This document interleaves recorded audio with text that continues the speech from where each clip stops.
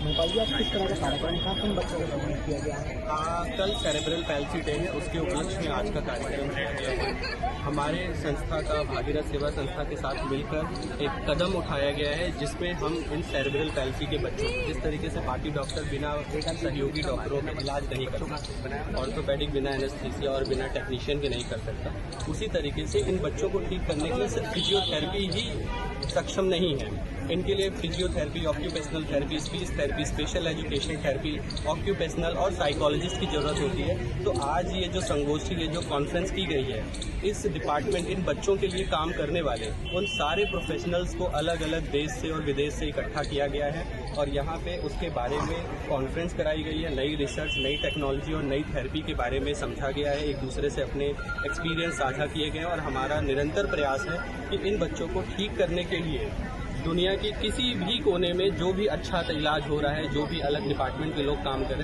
उन सबको एक प्लेटफॉर्म के नीचे लाएं, एक छत के नीचे लाएं और इनके लिए बेटर से बेटर काम किया जाए। इसमें हमें आज सर का आशीर्वाद भी मिला, सर का सहयोग मिला, तो इस तरीके से रहा तो हम लोग इनके लिए बहुत अच्छा काम करेंगे और बहुत ही बेहतर तरीके से करेंगे। बहुत सारी समाज सेवी संस्थाएँ हैं जो हमारा आज की कॉन्फ्रेंस करने का मकसद ही यही है कि उन सब को अवेयर करना, उन सब को जोड़ कर रखना, ताकि समाज के हर उस हिस्से को इन सारी चीज़ों का लाभ मिल सके। जाएगा कि क्योंकि कई बार हमने देखा कि हरिद्वार में बहुत विकलांग बच्चे भीख मांगते हुए देखे गए हैं, ऋषिकेश में और इस तरीके से उन बच्चों के लिए या उन लोगों के लिए कुछ करेगी सरकार, या अब तक क्या क्या है? हमारे प्रधानमंत्री जी संसार की स्वतंत्रता का पद देता है और उनका जो विजन है, आप देखते हो इन सब चीज़ों को लोगों का बड़ा ध्यान होता है, बड़ा फोकस होता है और सब स्टेट गवर्नमेंट को कह रहे हैं इस बात के लिए ऐसी योजनाएं भेजें। उन सबको जो है, जो सड़क में भीख मांग रहा है उनको जो है सेंटर में दाखिल किया जाएगा और उनका इलाज किया जाएगा।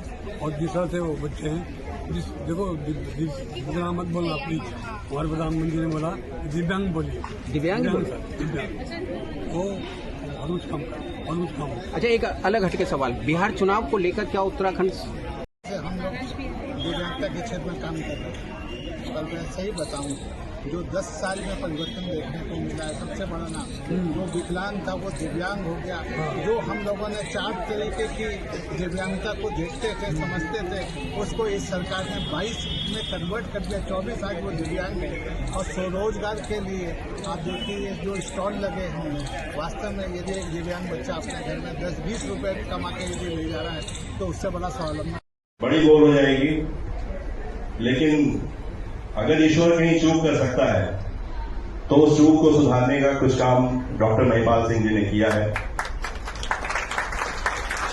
बहुत सारे असंभव केसेस को उन्होंने संभव कर दिखाया है। बहुत सारे ऐसे बच्चे जिनके बारे में डॉक्टर्स कहते थे कि ये चल नहीं पाएंगे, ये जी नहीं पाएंगे, वो सब जी रहे हैं, चल रहे हैं, नहीं अपने परिवार का पालन भी कर रहे हैं और सामाजिक जिम्मेदारियों का निर्वहन भी कर रहे हैं।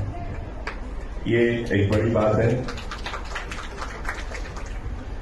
और उनको जो ये कामयाबी मिली वो संभव नहीं थी अगर डॉक्टर दीक्षा श्रीवास्तव उनके साथ न होती। डॉक्टर दीक्षा भी हमारे साथ, हमारे बीच है, उनके लिए तालियां बजा करके उनका उत्साहवर्धन करें। राम चमेली चड्ढा